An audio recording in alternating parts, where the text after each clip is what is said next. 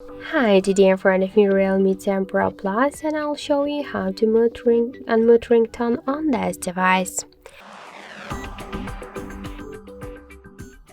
So now just to unmute the ringtone volume, we should first open the settings application and then scroll and tap to the sound and vibration.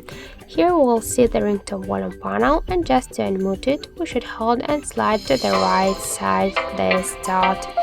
So also we got one more way how we can do that, just by using the volume buttons, but first be sure that in more settings and in volume button function you have selected the ringtone volume, not the media.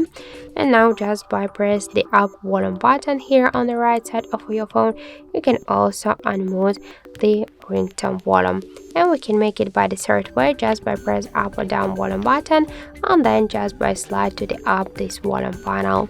So that's it. Thank you for watching, and if you find this video helpful, don't forget to leave a like, comment and to subscribe our channel.